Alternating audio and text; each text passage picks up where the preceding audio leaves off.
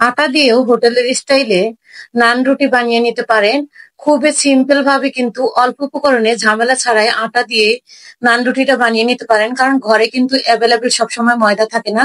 আর আটাটা কিন্তু আমাদের কম বেশি ঘরে থাকে। এখানে আমি উষ্ণ গরম দুধ নিয়েছি 1 কাপ পরিমাণে। দিয়ে দিচ্ছি এখানে 1 চা চামচ ইস্ট। ইস্টটা আমি গরম দুধের সঙ্গে কিন্তু ভালোভাবে মিল্ট করে নিলাম। দিয়ে দিচ্ছি এখানে অল্প পরিমাণে চিনি।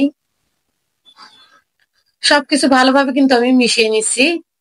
দিয়ে দিচ্ছি এখানে আমি 1.5 কাপ পরিমাণে ময়দা। আর এই কাপটা দিয়ে কিন্তু আমি মেপে আপনাদের দেখিয়ে দিচ্ছি। দিয়ে দিলাম সামান্য লবণ। একদম সিম্পল ভাবে কিন্তু তুলতুলে নরম নান ঘরেই কিন্তু আটা দিয়েও বানিয়ে নেওয়া যায়। এখানে আমি তেল দিয়ে ডোটা কিন্তু ভালোভাবে মাখিয়ে নিচ্ছি। এটা আমি 1 ঘন্টা রেস্টে রেখে দিব। 1 ঘন্টা পরে দেখুন ফুলে কিন্তু ডাবল হয়ে গেছে।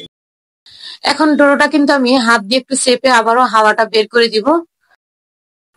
আমার এই রেসিপিটা যদি আপনারা ফলো করেন তাহলে খুব সহজে কিন্তু আটা দিয়ে এভাবে নান রুটি বানিয়ে নিতে পারবেন। এখন আমি একটু আবারও আটা ছিটিয়ে নিলাম। ছিটিয়ে নিয়ে কিন্তু ভালোভাবে মথে নিব।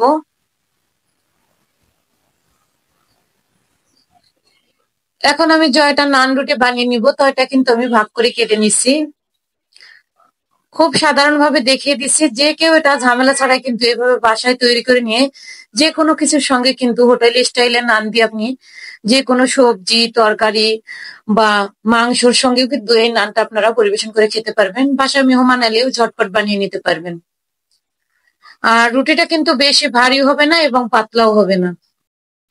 আবার একটা কিন্তু আমি বেলে আপনাদের দেখিয়ে দিচ্ছি। দেখুন রুটিটা সাইজ। সবগুলো রুটি কিন্তু আমার বানিয়ে নেওয়া হয়ে গেছে। এখন আমি তাওয়াতে দিয়ে ভালোভাবে কিন্তু সেঁকে নিব।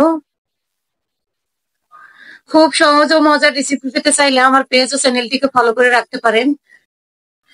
এখন আমি প্রত্যেকটা রুটির মধ্যে একটু ঘি দিয়ে কিন্তু চামিচ দিয়ে দিয়ে নিচ্ছি। তাতে কিন্তু ফ্লেভারটাও ভালো লাগবে, খেতেও কিন্তু অনেক সময় এটা রেখেও কিন্তু আপনারা খেতে পারবেন। আশা করছি আজকের এই নান রুটি রেসিপিটা আপনাদের কাছে ভালো লেগেছে। আর রেসিপি যদি ভালো লাগে শেয়ার করে দিবেন। আমি সবগুলো রুটি কিন্তু আপনাদের বানিয়ে দেখিয়ে দিচ্ছি।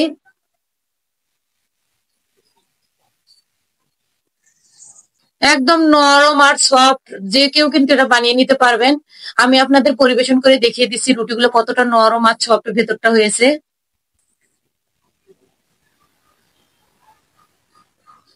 দেখতেই পাচ্ছেন রুটিগুলো কিন্তু আমার সাইজটা কতটা বেশ সুন্দর হয়েছে। আমি একটা ছেড়ে আপনাদের দেখিয়ে দিলাম। আর আপনি কোথা থেকে আমার ভিডিওটা দেখছেন তা মন্তব্য করুন, যাতে আপনাকে আমি ধন্যবাদ দিতে পারি। সবাই ভালো থাকবেন, সুস্থ থাকবেন। আবার কোনো নেক্সট রেসিপি নিয়ে আপনাদের সঙ্গে কথা বলবো। আজকের মতো এই পর্যন্ত। আল্লাহ হাফেজ।